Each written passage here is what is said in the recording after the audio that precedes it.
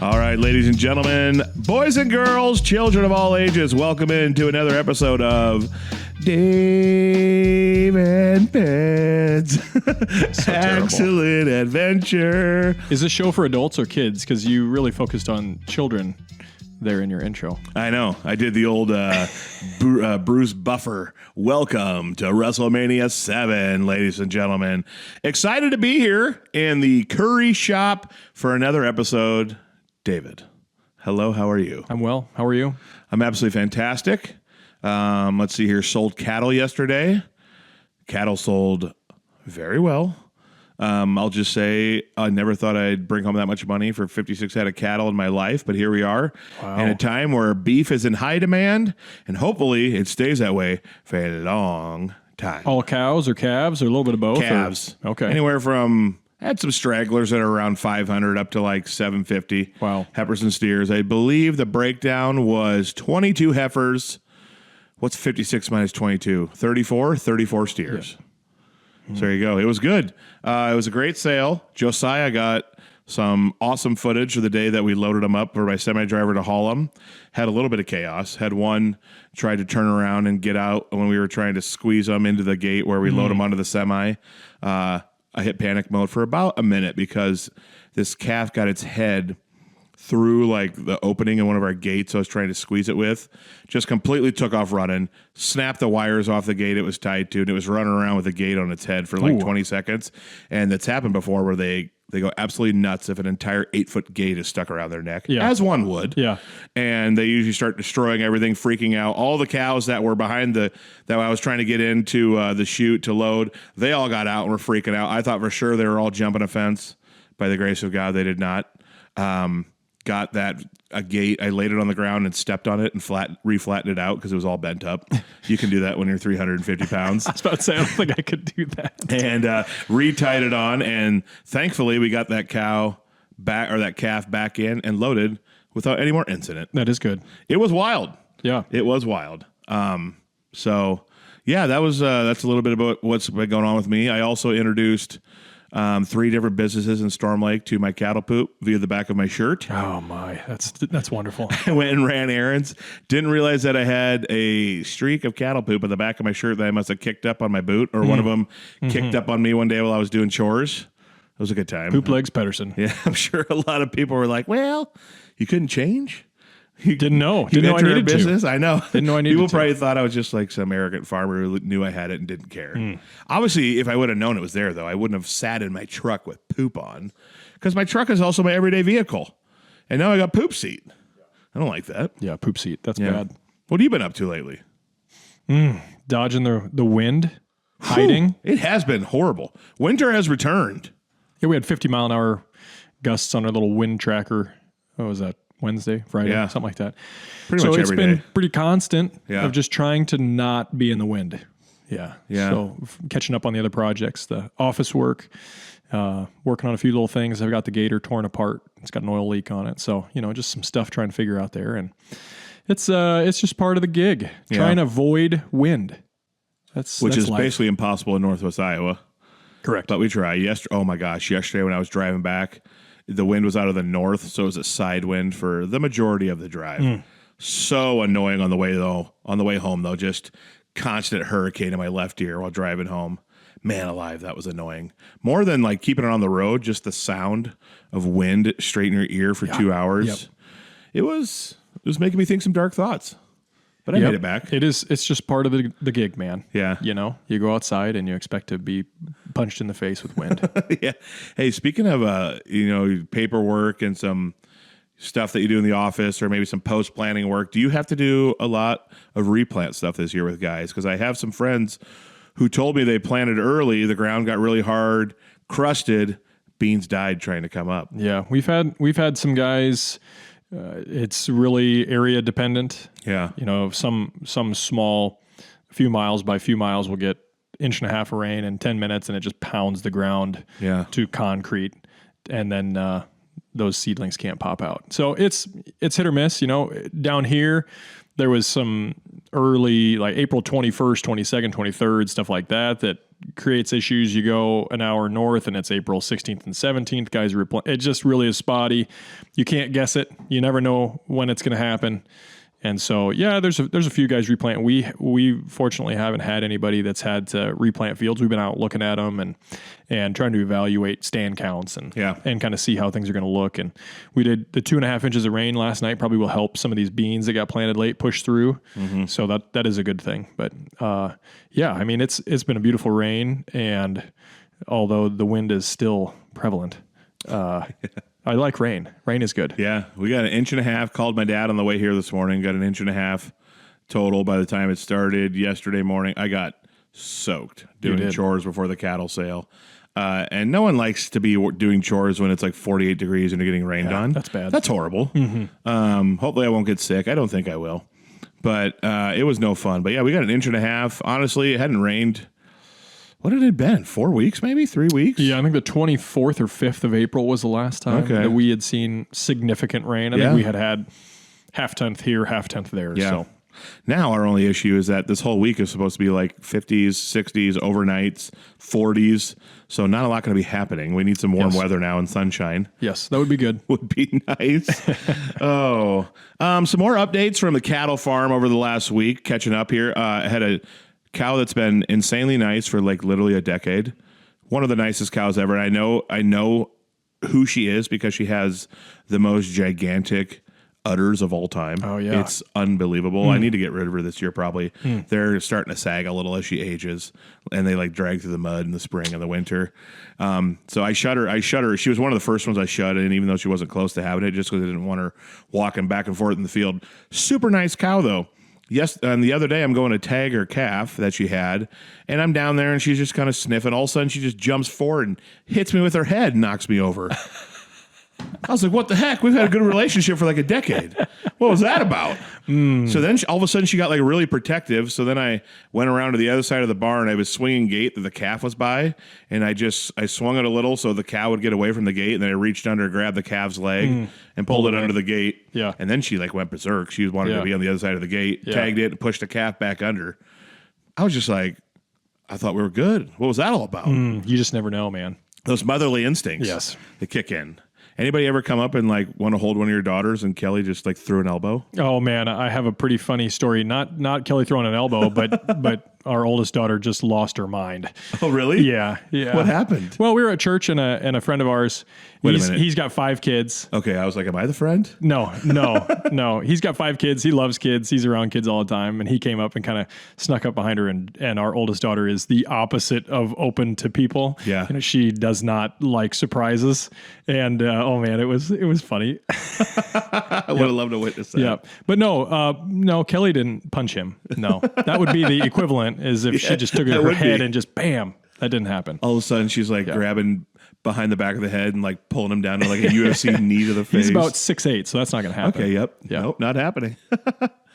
All right, we got done planting. Yes. On our farm Sunday night. About 9 o'clock we got done. Well done. Praise the Lord. Yes.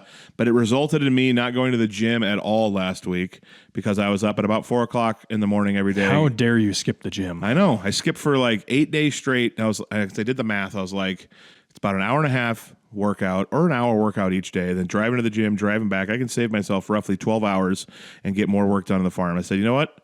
I've never taken a whole week off. I'm just going to take the whole week off and the weekend leading up to it. Yep. Let the body recover and just farm. There you go. And I'm going back to the gym for the first time today, and I'm very excited. Yes, you should be excited. Also a little bit hesitant about what tomorrow's going to look like because you're going to be sore. That's the thing is like I got in such a groove of just always feeling great. My body's going to be like, whoa, what is this? Hey there. We're not used to this. Yeah. So yeah, I did that. Our beans are finally done though, which is great. Our buddy Jeff, who plants our beans, gets to be in one of these videos coming up. Him and Josiah had a nice little educational moment on the planter. Oh, nice. It was cute. Nice. And I also snapped a hydraulic cylinder in half on my loader tractor, which I sent to you looking for sympathy, and you just replied, why'd you do that? I did, yeah. Yeah. Why? Dude, you want to know something crazy, though? I call up the hydraulic plate. Did I tell you the story? Yes. Oh, yeah. So anyways, it's going to end up being like a $250 repair that I thought was going to be like $7,000. Long story short, I'm old, CTE. I don't remember what I tell Next time I'll say things. no so that you can explain the story. No, I remember now. For the people out there, I thought it was going to cost me thousands, and it cost me under $1,000. That's great. Which makes me very, very happy. Yes. Thank God for machinists. And timing, Yeah. the time that it spends going all over the place to get stuff done. And yeah, when I said machinist, now I do remember the conversation with you. Yep. Because you told me about a great machinist down here. yeah, yep. Boy, I got the CTE bad, man. It's okay. Either that or it's lack of sleep. It's probably from bulls hitting you in the head or mother cows. Oh, true. All right. Well, it's grad season, grad party season. Yes. And I wrote down my top 3 grad party foods, and I'd like to share them with you. Go ahead. So my number 1 was at a grad party I went to last Sunday. They had lemon cake balls. So you start with number 1 and then you go to number 3? Oh, whoops. My number 3, people get ready for lemon cake balls at 1. My number 3. I just wondered, I was going to be kind of let down by the time we got to number 3. My number 3 was that one where they had an ice cream sundae bar with like 12 different toppings. Gummy worms, Oreos, sprinkles, the whole 9, peanuts. And, it's something you can make at home easily. But I just thought it was amazing. Loved it. My number 2, went to a party that had meatball subs. That's a win. Meatball subs. It was so good. And they had a big old bucket of Parmesan. So you could put Parmesan cheese on top of your meatball sub. So good. And number 1, drum roll, please, lemon cake balls. Oh, lemon cake balls? I would never have guessed. Dude, there's a lady in Storm Lake who I have known for many years. She makes them. When I found out her cake balls were going to be at this grad party, I got very excited. You weren't even invited. No, I just showed up to eat the cake balls. I snuck around the backside. But let me tell you what.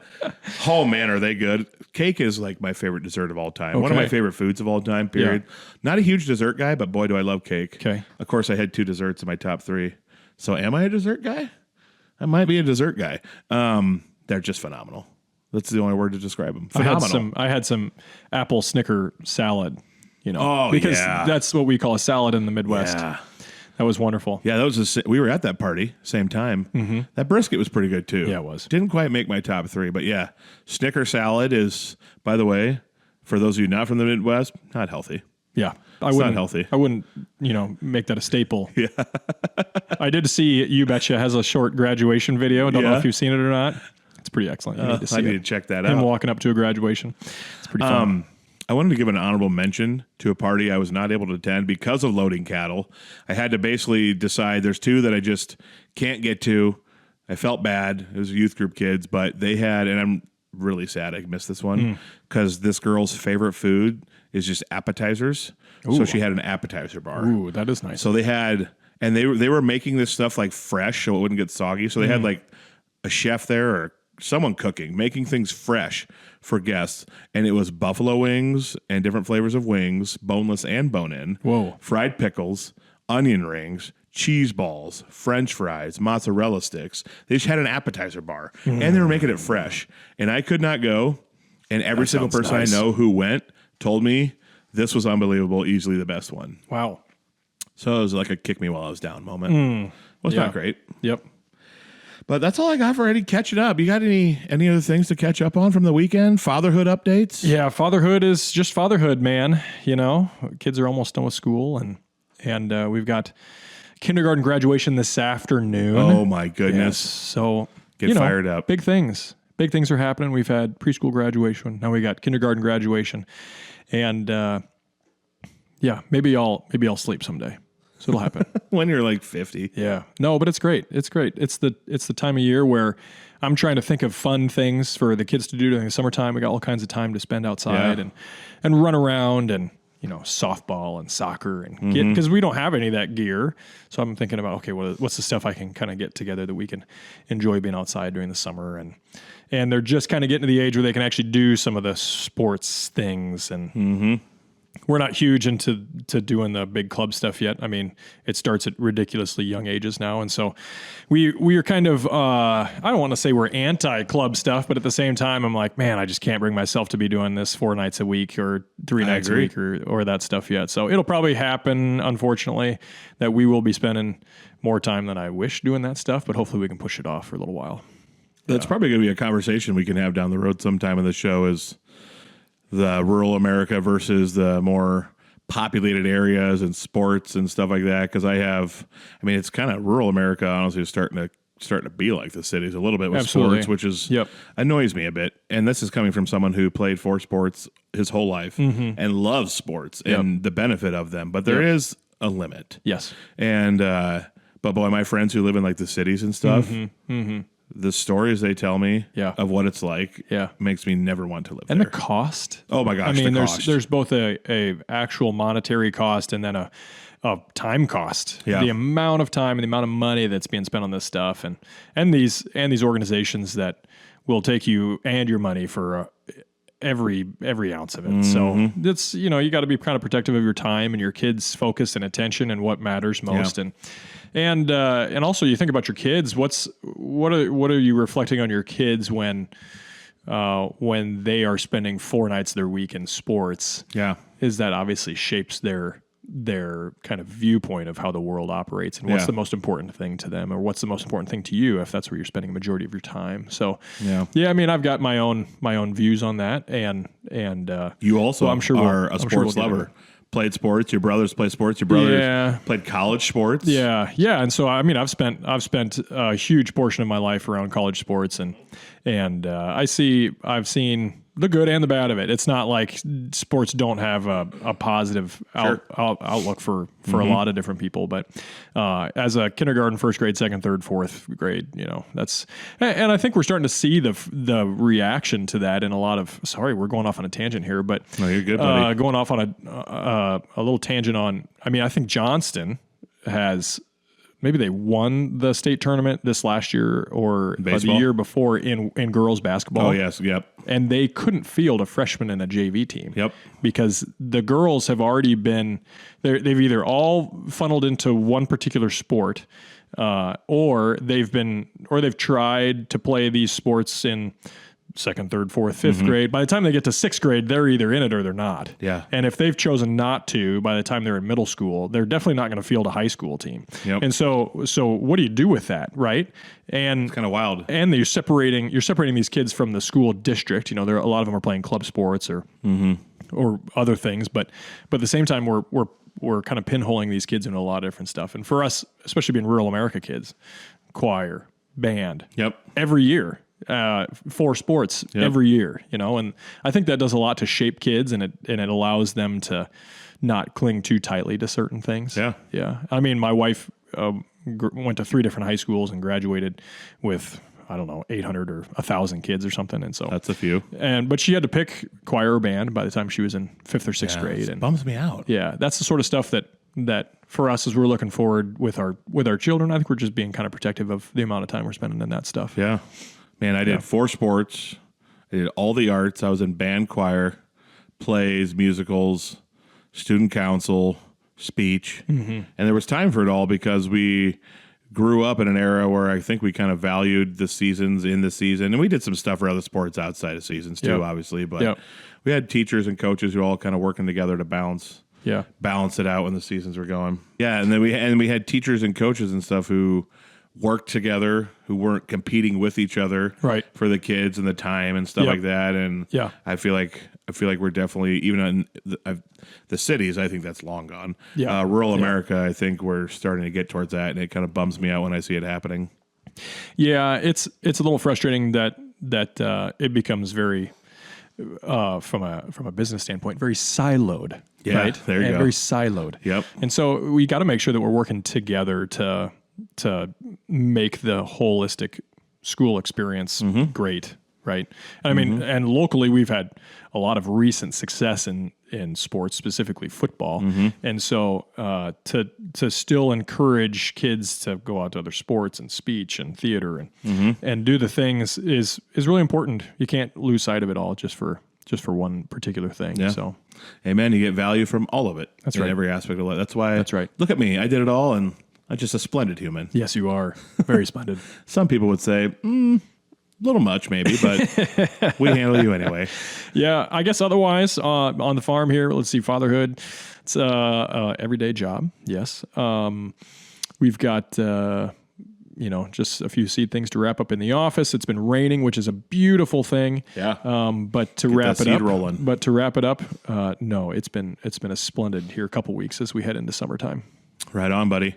I noticed we got some decor here. Yeah, how about this? This is kind of neat. We got a pig, an ear of corn, Yeah. and a Hereford bull. You could say this is just a little snapshot of the Currie farm. Okay, please explain. Well, we've on the left-hand side, the Hereford bull, the Hereford, the Currie farmstead where it exists right now. Well, it used to be part of the Cook Ranch, otherwise known as the Brookmont Farm, which was the largest contiguous ranch in the state of Iowa. Whoa. And it was sold off in parcels back in 1911, but the Cook Ranch started from a family out of Chicago. They owned a quarry there, and they moved out here. They bought a bunch of land. They were buddies with the railroad guys, and so they bought this where they thought the railroad line was going to come through. Turns out they put the railroad line about 6 miles south of here, and so it didn't go through it at all. But originally they had I think it might have been the largest cattle drive for Herefords ever that came from Scotland.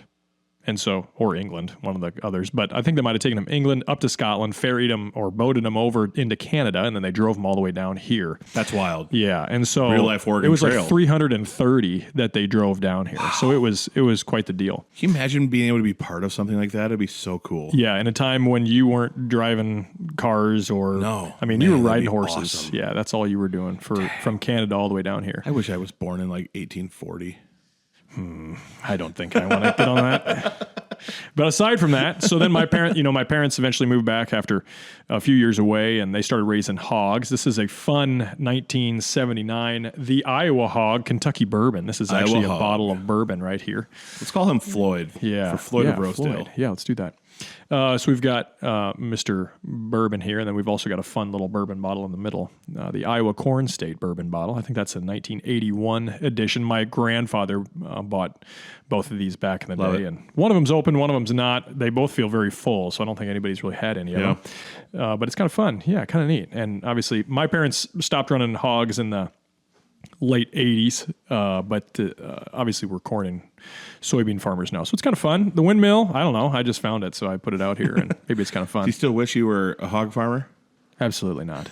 Can you imagine? Absolutely not. It might be fun to have one or two, but no, not a actual hog farmer. Pigs are a messy animal. Weird animal. Stubborn animal. Yeah, and mom and dad were raising, they had sows, they were raising piglets, the whole deal, and it was a way different game back then. My dad used to raise pigs, and I don't think this is too violent of a story to tell. My dad prepared to cut this? My dad used to raise pigs, and our neighbor had these 3 dogs. They were really mean, and they would come over and like get in with our pigs occasionally and like kill our piglets. Really? So I remember being like 8 years old on the farm with my dad one night. I remember it's dark.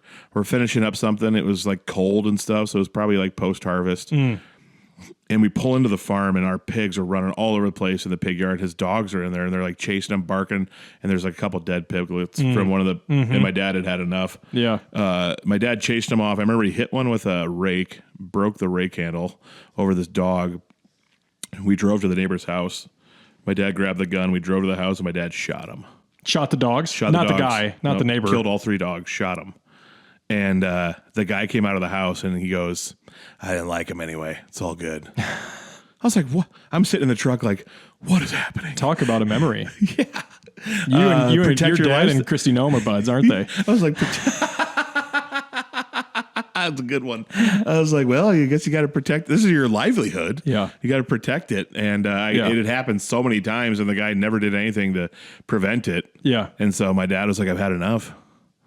Well, and I think Wild story. I think that dogs as a very close companion, that relationship has changed a lot over the last 20 years, especially rurally. I mean, yeah, they were there in from some sort of a protection standpoint, but now they've domestically just become a very close pet, and so people probably have different feelings on that nowadays. Oh, I probably wouldn't make that a short. I probably wouldn't make that a short for everyone to listen to. Maybe if they get into the long-term podcast. I love dogs with all fine. my heart. They're so fun, man.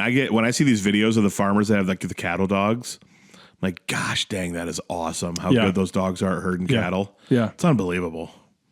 So yeah, we have Hereford bulls at our farm actually. Do you? I used to do all Angus. We have black Angus cows and Hereford bulls now. I used to do black Angus bulls as well, purebred Angus. Yep.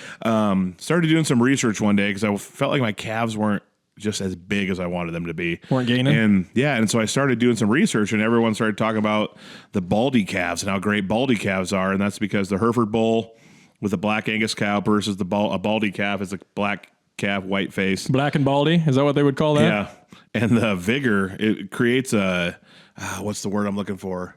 The crossbreed, it's something vigor is what the phrase is called, that makes them gain more. So I've noticed about a 75-pound difference. Really? And stuff. And they're just, the Hereford bull's a little more thick-looking animal, so the calves look a little more stout. Yeah, you can see. And thick, I think. Yeah, and so I've loved it. I've had great success with these. I'm going into, I think this will be my third breeding season, or fourth breeding season coming up here with them. Yeah. So, they seem to work great. Pumped. They are, Hereford bulls are naturally polled, POLLED animals, so they have horns. So even the ones that don't have horns, occasionally you're going to produce some calves with horns. So when we're running them through, giving them all their green tag shots and weaning them and making sure they're all good, give them the wormer and the head gate, the vet usually has to cut, I don't know, 10 or 12 little nubs off their head and stuff. But I love being a Hereford bull. Yeah. So did you have more Hereford stories with the Currie farms or not? No, that cattle drive is awesome. Yeah, that happened. That would have been late 1800s. That happened. Can you imagine the content that could have been if we had phones? Yeah, I mean, can you imagine? Yeah. Too bad they weren't writing it down with like feather and paper, and we could have like brought it back to life on this podcast. Yeah. They pushed all those Herefords down here, and then it was like a 200 by 300 foot barn that they housed all these things in. Massive. And they had it up to 700 or 800 Hereford in that barn at one point. And then I think they built it so tight that I think they had a lot of disease issues and lost about half the herd. You got to have them spread out. Yeah, it was quite the deal. But yeah, we've got a buddy who's I shouldn't say a buddy. He's my cousin. His father is kind of a historian on the Cook family, and so we've got a bunch of fun research and neat stuff. The Cook Ranch and the Adams Ranch, which is south of Odebolt, were both massive. I think the Cook Ranch was 7,600 acres, and the Adams Ranch was in the 6,000 acre range. And so extremely wealthy people back then, right? And the Adams Ranch, the location still kind of exists, south of Odebolt. Nice. And it's good stuff, but a lot of history. I love it. You ever heard of a chicknick picnic table? No.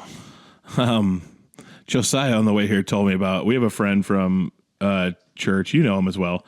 He has chickens, and apparently on Sunday he was telling Josiah about this chicknick picnic table. Okay. Apparently, and this is the wussification of farming. I don't know if that's a thing. I just made it up right now. We're making these animals too soft, Dave. Okay. Get in there, eat your food, and lay your eggs for me. Now we're giving them bougie tables. Sorry, I'm just trying to be a jerk. I don't actually mean all this. But it's like a table. It looks like a little picnic table. And the chickens can like climb up on it, and you put their feet on it. You got like a little water bowl. And it's just supposed to be like a little dining experience for your chickens. That's you too put much. Inside your chicken coop. That's too much. They don't care. No, I don't know. The chickens don't care. Josiah, what did you think when he told you about that? About your chicknick picnic table? Dude, I had no idea those existed. Yeah, there's a lot more bougie stuff for chickens as well that come in these magazines he was looking at than just the chicknick picnic table. What's this magazine called? Do you know the subscription? What it's called? I don't know what it's called. Chicken Weekly? Yeah, probably. Welcome to Chicken Weekly. Did you get your weekly edition of The Peck? Is this a Tyson subscription? I'm not entirely sure. No. Huh. Well, yeah. Tyson's Family Friendly Chicken Weekly. Chicken sofas as well, probably. Yeah. Chicken table, chicken sofas, chicken TV. Stop it. Dude, you got to entertain them. They got to have something to watch while they're out there. They're going to produce better if the they're world happy. is their entertainment. We should take a page out of the chicken's book, actually, we should, rather honestly. than trying to make the chickens like us. Josiah, did you enjoy filming the other day when we were loading out cattle? I was trying not to laugh. I lose my temper, don't I? You do lose your temper a lot. Let's make sure we get that in the Farming with Ped video. It was a little awkward at times because I'm like, man, he's just like going full. I thought you were going to kill your dad. I'm going to be honest. Oh, that wasn't even bad. I get just whoever's around me when I'm doing livestock. I want us to move fast and efficiently, and I get a little fired up because I might be a big guy, but I'm also like very quick and athletic and strong, and I can just do more things that some people can't when it comes to running over here and grabbing this gate, slamming it. I'm not afraid to stand in a cow's way and tell it to turn around, and I don't care if it trucks me. And my dad will hop out of the way, or the other guy will get out of the way and let it by. I'm like, you could have stopped it. Come on. This isn't a great advertisement for you getting help to load trucks right now. Come load trucks with Ped. He's going to yell at you the whole time. Yeah. I got to say, when the cow trucked the fence, it completely bent it up. Oh yeah. This guy, Adam, drags it over, puts it down, and just stands on it and puts it right back to perfectly normal. It looked like brand new. I had to reuse it, and it was bent. I had to get it back straight and use it great. still. That is great. I don't have that skill. I'd be jumping on it.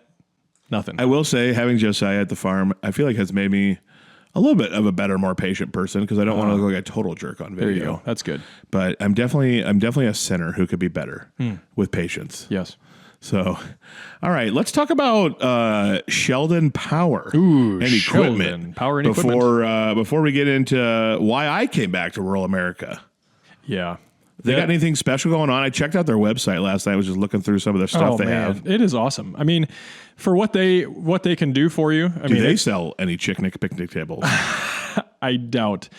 There's an untapped market for them. They do sell quite a bit of livestock stuff, but I don't think that's exactly what they're trying to sell. So, they've got hoop buildings. They've got Man, I've always wanted a hoop building on the farm. Well, I've been looking at them lately too, and I'm thinking because we've priced some other buildings and it's very expensive. Yeah. It's very expensive, and hoop buildings seem to get you a great storage at a lesser cost, and you may have to replace the plastic in 30 years. But but for getting you a spot where you can pull large machinery in or if you're a cattle guy, you want to cover some sort of bales or whatever you want. Yeah, they're very cost friendly in today's economy. Yeah. So, but they got trailers. They got mid-soda trailers. You ever seen a mid-soda trailer? Are we like pulling mellow yellows on this?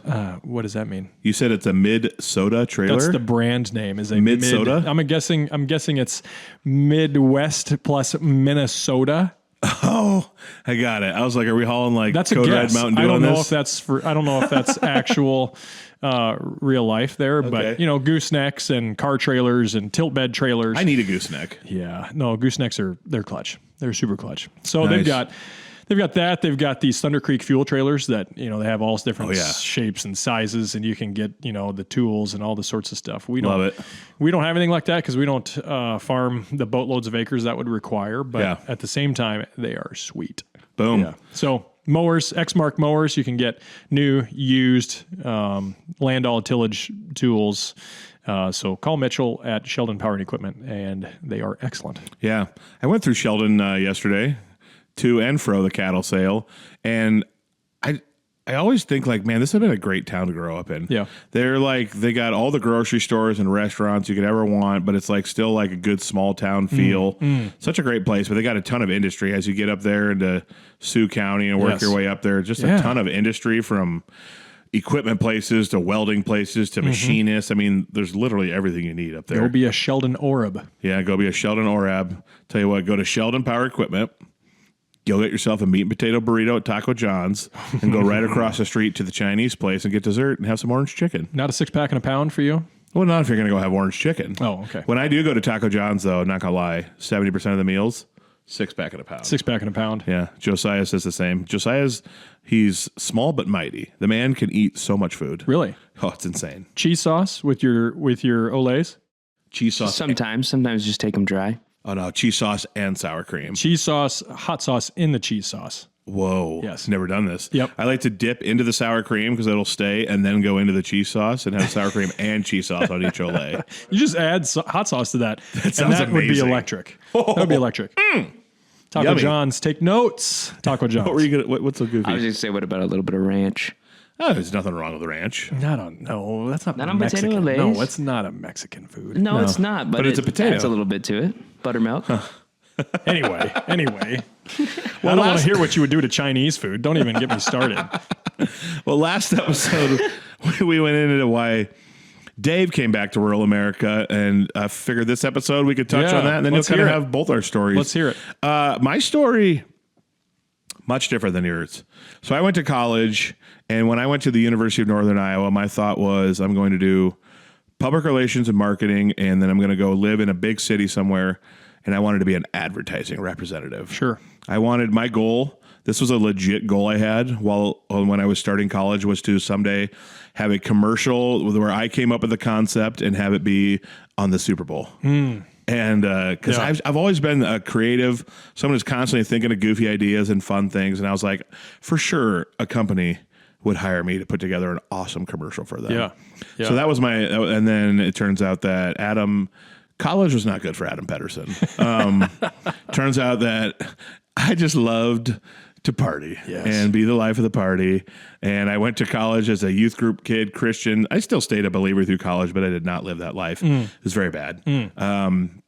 I basically became you and I's version of Van Wilder. And it's yes, that is a hardcore early 2000s reference, but I pulled it out. I'd sit there. Yeah, it was a bad deal. I did not like going to class. I had a great job. I loved my job there. Did not like going to class.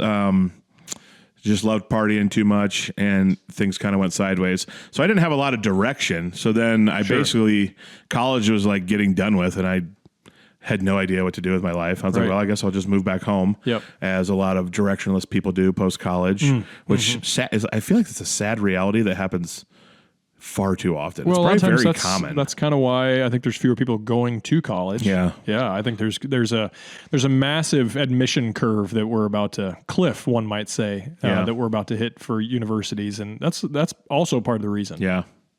Yeah, I mean, it's turned out to be a big blessing that I came back and didn't do that, because I feel like being back here and kind of getting surrounded by some of the relationships that I had through high school and stuff like that at church and whatnot kind of helped me pull my head out of the gutter and getting back. And because I mean, it was like an 8-year spiral, and I did not go to church but maybe 10 times in those 8 years. Kind of lost my way. Never stopped being a believer. It's funny. I would like tell people about Jesus and then like go like win a shotgun race. And I was like, what an example for Christ I'm being here. Yes, nothing better than a shot ski. There's zero chance these people are going to be saved because of, well, it's never because of you, but the example I'm using right now is not great. Yes. And, don't do that is your overall goal there. Yeah. So I worked for my dad. I basically just like, my dad paid me hourly to work for him as I like tried to get my life together. And then eventually I did. This is after you'd moved back? After I moved back. So I just like worked hourly for him on the farm. He just paid me $10 an hour because I was just living with no expenses. Yeah. Like a complete loser at my parents'. I was your stereotypical hang out in your parents' basement loser. Yeah. And then I started working for the newspaper doing sales. All right. I've always been very good at sales and a people person.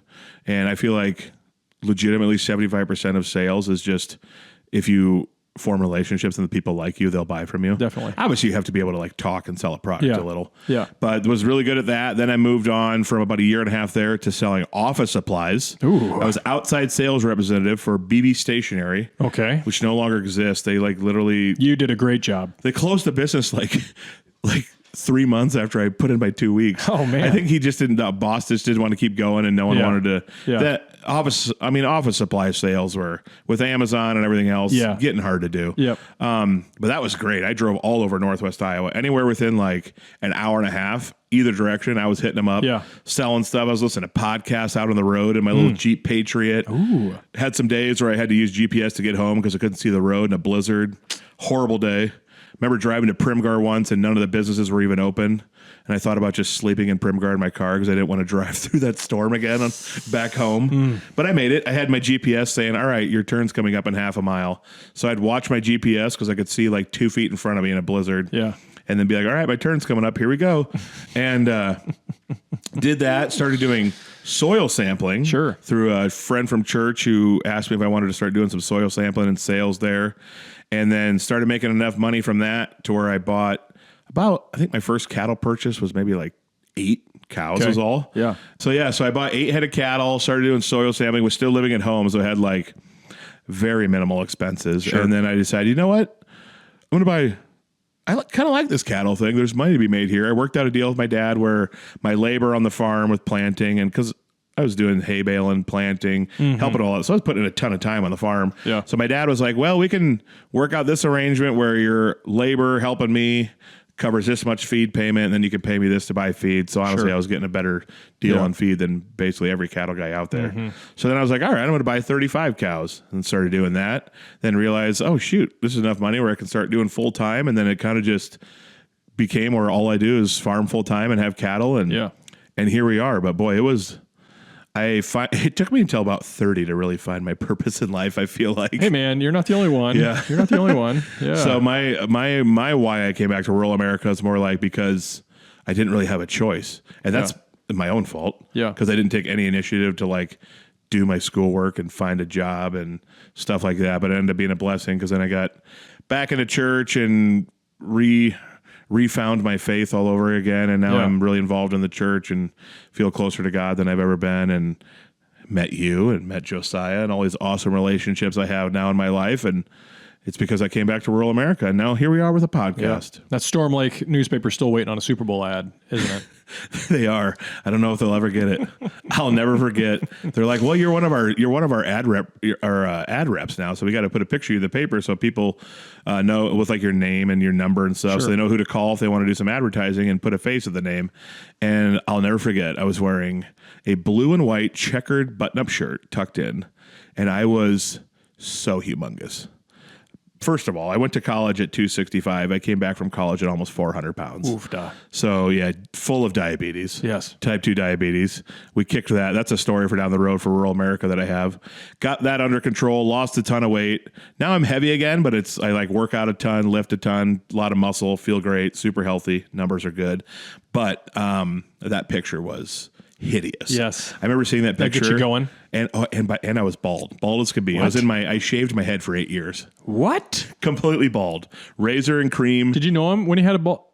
I didn't know him, no, but I've seen pictures. I'll show you the picture when we're done recording. Keep the I hair don't know if I on, want to see Adam. it. I don't know Keep if I want to the see hair it. on. Completely Was there bald. a mustache? Did you have a mustache? No. Bald head mustache? Oh. Completely bald. Double chin that had its own area code. Oh, man. I mean, it's one of the worst pictures of all time. I was so fat and so bald, and it was just disgusting. But yeah, that was a dark days of my life. Yeah. Welcome. I'm glad Welcome I've back. glad I figured it out now and come around now to where I'm at. But that was my kind of my journey back to rural America and farming. Yeah. Do you feel like your introduction back into the cattle world as you came back and you kind of did your own thing, but then you started getting back into cattle, did you feel like, I found a groove here? Oh yeah, for sure. Yeah. Yeah, it was it's hard to explain, but it was just like kind of a sense of peace came over me.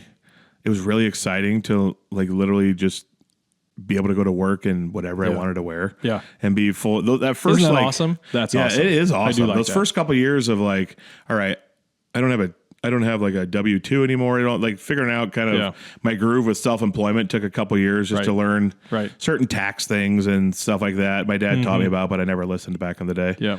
Yeah. And stuff. But yeah, boy, it was kind of, and then I was like, then I felt kind of cool. Then I had to like make sure I didn't get a big head because I was like, self-employment is a privilege. Yes. It allowed me a lot of freedom in my schedule from time to time. Now having cattle keeps you busy almost year round, but there are certain times of year like winter where all I do is chores for like 3 hours. Yep. And then the rest of the day is open. So I have to and it's fill winter my time in productively. Iowa, so you can't do really anything with your extra time. Yeah. It's great. And then there was times in the summer where it's like, I kind of want to go play a round of golf at like 9:30 in the morning. I'm going to go do it. Yeah. Where other people can't do that. And so, cause sometimes that comes with some mean comments from friends just because they're jealous, I think. But that's how it goes. Yeah, man. But yeah, I did find like a sense of peace and purpose and like it's hard to describe. Yeah. But it was fun. I know just the kind of pent up excitement to get back to working with my hands and working in the dirt a little bit, getting dirty, wearing whatever I need to, manual labor. Oh yeah. You know, when you're not in that sort of environment, but you come from that sort of environment, it kind of gets you excited to get back into it. Yeah. And you can work shirtless. Absolutely. Get that tan, baby.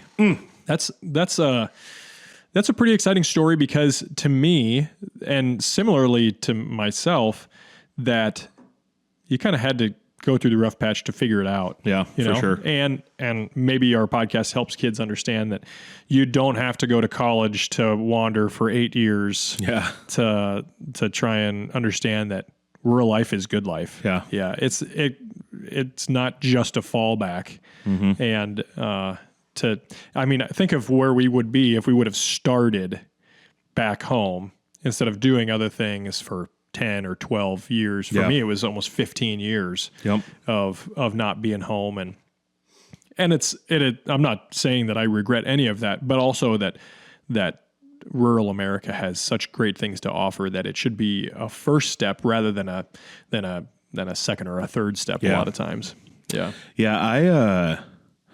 I'd like to feel like I'm getting better at not doing the what if thoughts, but I sometimes wonder if I would have never gone to college and just started working for my dad until I was like 21, having him show me the ropes a little bit. So instead of spending all this college debt money, I am working, no debt, and then I buy my own cattle at 21 instead of I think I officially was like cattle is my job. I want to say I was 29. So I'm starting to think if I bought cattle earlier, I'm working and making money instead of spending money at college. And then I'm not spending a few years. Now I had a unique experience where I paid off my college really early because when I bought that first big batch of cattle, I had like very little extra, like anything else going on in my life income wise. And so I was able to do a write-off that got me a huge tax return to pay off my college. Nice. Yes. So it's kind of cheating the system a little bit, but I just feel like, man, it's like, I'm not kidding you. It's probably like a $500,000 swing in life. Yeah. Because if you're having that investment, I probably would have been able to maybe like buy an 80 before it like tripled in value. Yeah. Like what an 80 cost in 2008 or 9 or 12, whatever it was versus what it is now. And I think about those things a lot. Like, but you know what? I also feel like I went through that to really strengthen my faith when it came back around again. And I realized like how faithful God is through those times. And now it makes me a better youth leader. I want to help with the youth group kids at church. It makes me a better volunteer at church. I feel like it makes me just a better friend in general to have that perspective. I'm still, unfortunately, probably a little more judgmental of a person than I should be. But when people are going through stuff like that, I understand it because I went through it myself and I try to help them instead of judge. Right. That's the 15 years that I spent away definitely shaped me, and I wouldn't be the same person if I didn't have those 15 years away. And so I'm thankful for that. I think it's shaped me in a way that when I came back, I had already been self-employed for 5 year and so I'd already run the gamut of organizational structure and trying to figure out taxes and a lot of those things. And so for me walking into the seed business, that was already, I said, I already know how I'm going to do this. And so just to structure things certain ways. And so I had gotten a lot of that out of the way, but also personally being self-responsible. I think if I would have stayed here, it would have allowed me to, I don't know, not grow as much because I would have been able to just kind of hang and go with the motions. But when you get off on your own, you got to make decisions that hold responsibility. And for sure. And I think that's a great thing. I'm glad you did it. Yeah. Right on. Go Panthers, go you and I gave you a lot of my time and money. Didn't get a lot in return, but that was on me. That was on me. Let's dive into the auction and see what we can find. All right. Should we get into our bidding now, $1.25 auction segment? Let's do it. All right. Do you want to do updates first? Yes. Give us some updates. You're more responsible than me. I did not track my items. All right. I've been on my 1990 unknown brand vending machine. Yeah. Sold price $360. You kidding me? Had to have included the food. Had to have included that for $360. Had to have included the food. Kind of mad I didn't buy that. Yeah, that was Can you imagine having a vending machine in your living room? Yeah, that was a loss right there. The 2014 Toro 4000D 4-wheel drive batwing mower, 11 foot wide. These are hydraulic lift wings. That's a big mower. $22,500. Yes, that's why I did not buy that a little one. bit out of your budget. I bought a different mower because that one was going to go for a lot. And last but not least, the Instaburger A975 hamburger maker, make a burger in a minute, is currently, you can still get this, 1 day, 4 hours, 14 minutes, although by the time this podcast rolls, you'll probably be out of luck. $101. Oh, an instant burger maker. Huh. Yes. Maybe I should go on and try to buy that this afternoon, and then we'll make burgers here with it someday. We could have burgers so fast in the podcast. Just pout it out, just talk and eat burgers. They don't want to hear us eat. No, they probably don't, and it's probably mushy burgers, but you never know. Yes. All right. What do you got? All right, my first item here, I'm going to go with what I want. I've found myself it's a 2015 JR Coupe TD400 flameless heater. You can hook it up and pull it around, or if you need to heat areas while you're working. Big. It's a big dog. Yeah. And I would love to have this to put in my shop in the winter. Yeah. We don't have heated shops. Still got the dirt floor shop that we rock with. We lay in the dirt and work on things and get all nasty. Or we have like big pieces of cardboard that we lay on, and then when we're not working on stuff, we break dance on them. Because why wouldn't you? Yeah, because why wouldn't you? But this heater, I thought if I had this heater, throw on the lights in the shop, warm it up a little bit, I feel like I'd be more productive in the winter to like go work on something in the shop. Yeah. And stuff. So that's why I want this heater. It's pretty sick. What's it fueled with? It is fueled with What doesn't it doesn't say. Well, it can't just make heat from Flameless nothing. heater, thermodynamics heater, ball hitch, Kubota diesel engine. There we go. Diesel 349 in Storm Lake. Passed a bunch of diesel 314 Does yesterday. it run off kerosene or propane or something? Is there something else as a? No, it doesn't say. Doesn't say. It says diesel engine. All right. There's a disclaimer for those of you out there. This item was not functionally tested, and no guarantees on condition or operability are made by Big Iron. That's it is standard. the bidder's responsibility to blah, blah, blah. That's standard. Basically, if you blow yourself up, it's not their fault. That's what it comes down to. Yeah. Or if it doesn't work, you get it and you bought it. But I'd love to have this heater. This thing is sick looking. Yep. Okay. I wonder if I could like just turn off my heat in the winter and somehow get it into my apartment, and this would be cheaper. Yeah. Might smell. I think that would not be a good idea. My landlord says, "Hey, man, that diesel motor in your apartment probably your neighbors would are fog things complaining up. that it smells like diesel fumes." And they've all passed out. What do you got? All right. My what I want. That's right. That's what we're looking at right now. Okay. Well, I'm on Big Iron. BigIron.com. Hey, Big Iron, when you hear this, sponsor us. We'll come make videos. I'll even auction something off for you for free. Yes. That would be great. There you go. I have a custom built pergola by. Say what now? It's a that sounds custom awesome. burger. It's a custom built Speaking of burgers, pergola by the Barcel Logging Company, located in Bellwood, Nebraska. Yes, it is custom built pergola. It's currently disassembled. 8-foot corner posts, which are actual. They're not posts. They're basically tree trunks. Yeah. The 4 posts are massive. Yeah, 12 foot by 12 foot. It's got 4 trusses, center truss bracing. It is a neat little deal. So you go pick it up right now. You've been wanting to put one out here at the farm? Well, I think it'd be kind of neat. Yeah, it's not. I'd like something bigger than 12 by 12. You know, that's you get a couch in that. Yeah, that's about it. But I think it's pretty neat. It looks like real timber. It's got some pretty wood features on it. I like it. Yeah, I mean, I just saw that and I thought, well, that would be kind of neat. Yeah, that is awesome. Opens in a day, you know, and then you it'll find be more open cool for things a while. than I do on there. Well, wait till you get to the. Can you believe I found it? Oh, baby, I can't wait. Go ahead. Last night, it was like 6:45 last night. I'm on the couch looking through Big Iron. I kept falling asleep and dropping my phone. I was a tired boy. That sounds like a problem. I need to stand up outside when I'm looking at the Big Iron site. Looking at my phone. I guess I don't have a problem. I don't have a problem looking at it. All right. It's by the way, Big Iron. It's not because you're boring. It's because I'm tired and don't sleep enough. Oh, okay. All right. Where's this one from? What website? Big Iron. Both Big Iron. Both. Big Iron's getting a good push here today. Both Big Iron. I looked at some other sites, but Big Iron just had better options for me. All right. I got one for you. All right. Here we go. This is now kind of my funny one / a little quirky.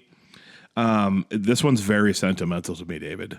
It is a set of 1974 John Deere snowmobiles. Ooh. Comes with the trailer they're on also. They're Deermobiles. Yep, Deermobiles. Hartford, South Dakota. My sister used to live there. Shout out, just outside of Sioux Falls. The auction is on May 28th for these. Let me tell you what. I had a John Deere snowmobile in high school. Whoa. And so 3 of my friends all bought snowmobiles. And I was like, man, I really want to have one too. My dad went to an auction. They had one for like $200. He bought it for me. What a guy. Yeah. Brought it back. And so my friends and I had the greatest time on our cheap little starter snowmobiles. Yes. All over the countryside. We could not wait for blizzards. We couldn't wait to get out of school on snowy days. Oh, man, we had the greatest time. They'd come over at 5:30 in the morning. We'd go snowmobile for like an hour and a half before school. It was the best time ever. But the tracks of mine were a little narrow, so you had to really lean with your turns. Otherwise, you're tipping over. Yeah. We had the greatest time ever. There was one time that we were on the shoulder of the road just cruising, and I I turned too soon before a field entrance. I went out into the ditch and I whiskey throttled straight through like a snow pile. My friends say like I disappeared and all of a sudden just emerged from the snow pile, snow flying everywhere. And I stop and I go, whoa. And I'm just covered in snow. I should have stopped instead of stopping. You just do the like, don't think, you panic, you hit the whiskey throttle. And man, we had just unbelievable times on snowmobiles. My cable my pull start cord broke at least once a week. I started using baling twine to pull start this thing. It was the best, but it's like one of those, it's like your starter vehicle in high school. Yeah. You just have the best time, the best memories in those things. Yep. Oh, we had so much fun. That is great. These are sentimental to me. How much are they? Are they live yet? No, the auction starts May 28th. There's not a bid yet. Well, they're coming soon. Yeah, it must be. Yeah, there's no bid yet. But that's awesome. These things are just a pair of them. It's what do they got in them for a little motor? Does it say what they got for motor in them? These are things I should find out beforehand. By the way, the trailer is also a 1971 Lundell 300 tilt bed trailer that comes with it. If you'd like that as well. Yeah, this is a pretty good setup. It doesn't have the motor on here. That's it's just a 1974 John Deere model JDX6. They figure that if you're buying this, the motor's probably not that important to you. I'm not gonna lie. I kind of want to look into these. Yeah, and relive the glory days. Okay. Yeah. Here's my item. WeTakeBids.com. Okay. This is actually This is actually kind of a local site. Okay. They do a lot of estate sales. Okay. I have found some amazing stuff on this. Oh, lay it on me. Let's go. WeTakeBids.com. The last purchase that I got off of WeTakeBids, it was an estate sale. Happened to be about 3 miles away. So I was like, well, I can go get this stuff real easy. And I left with a 16-foot steel table that we use in the shop. And I got it for less than $100. Dude. Yeah. Let's go. It's on, and so we put casters on it and wheels. It's 16 by 3 foot deep or whatever. Yeah. And so we wheel it all over the place. Awesome piece of equipment. The other thing I got from there were 4-ounce martini glasses. So my father-in-law loves to make martinis and Manhattans and stuff, but they're miniature martini glasses. They're probably 4 inches tall. They hold 4 ounces. They're these tiny little things, and they're all different colored. So I got them for my father-in-law, so he can use those when he comes around. Well, I know what side I'm going to be looking at. So you can find some really neat stuff on here. This particular auction is in Ottawa. They have a ghillie suit for sale. Are you kidding me? No, dead serious. And I am still trying to figure out why this person, I don't know if he was duck hunting or why he had this thing. Sniper. A current bid is $3 on it. Oh, yeah. I kind of want to get one for chores. I don't know if it's in good condition or bad condition. It's pictured on top of blue shag carpet. Oh yeah. So both the ghillie suit and the carpet, I think, probably tell you something about what's going on here. The current bid is $3. Man. Time remaining 5 days. Can you imagine a ghillie suit out doing chores and stuff? Why wouldn't you want to wear that in the middle of wintertime, blending in? It becomes a segment where Josiah is filming me, and then I say, all right, give me 2 minutes to hide. I go hide and see if I can blend in somewhere. I do have some bad news. What? It's large to extra large. Okay, I'm out. That's more of a David suit. Let's left out that little detail. But I don't think that should inhibit us from trying to find a ghillie suit you could wear while doing cattle chores. True, yes. People driving by and they're like, there's a Yeti. Where's the Yeti? Where'd the Yeti come from? I can start walking all big and lumbered and stuff. Yes, I think that's a for sure. That's a for sure. Oh, that is great. I love it. I have one more thing here that I forgot to mention last time, an honorable mention on the auction site. I went to Deal Dash. Ooh. And there was someone on there selling $50 Texas Roadhouse gift cards. And the same username was like winning all of these auctions. He was buying them for like $7 each.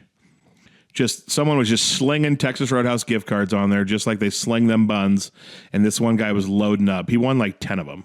He had like $500 at Texas Roadhouse that he paid $70 for. Whoa. I should have hopped on, made an account, and started competing with him. Yeah. But man, can you imagine all that money to Texas Roadhouse? Deal Dash. It's like a last second auction. It's supposed to be like a penny auction site, but they eventually get up into the higher dollar. You want to know something wild? I actually won a cruise on Deal Dash in college. What? I just got on for fun. I was like, I'll try it. Let's check it out. I bid on a 6-day cruise that left Florida and cruised like to the Bahamas or something. I won it for like $25. What? And then no one ever used it in our family. I gave it to my parents one year for Christmas and said, here, I won this and I want you guys to go take this cruise. They never went. They never went? No one ever used it and it expired. I won a whole cruise. The value of this cruise was like $2,200. I won it for $25 on a penny auction site. Should have sold it. I know. You should have turned around and sold it somewhere. I wanted my parents to use it, and then they never did. Can you believe Cattle guys, man. Dude, I'm Can't telling get you. away. My dad, we took one family vacation ever when I was growing up. My dad skipped it because he didn't think he could be away from the cows. He regrets it to this day. Yeah. Take the time. Take the time. Go on vacation. Hire somebody to come take care of your cows for a couple days. It's worth it. All right, that was a fun episode. That was great, man. Love it. A lot of information, a little taste into the life. That didn't even make sense. Look into the life. I don't know if I want a taste of the life. A little look into my life and why I came back here. Anyway, share this podcast. Subscribe on all. Subscribe on all the Spotify, Apple, all that good stuff. Go on there, leave comments, rate us, subscribe, and tell your friends. Good comments. Yeah, good comments. Tell your friends. Check out Dave and Ped's Excellent Adventure. It's on YouTube and everywhere you get your podcasts. Look for my name on YouTube and watch our videos. It's a good time. Also, if you want to, you should look up Backroads and Bonfires as well, because that's also a good time. It's another podcast of mine. All right. Hut hut, and we'll see you next time on Dave. Stop. No, we got to get a different outro. That's terrible. See you guys. Didn't even plug Hut Hut Media.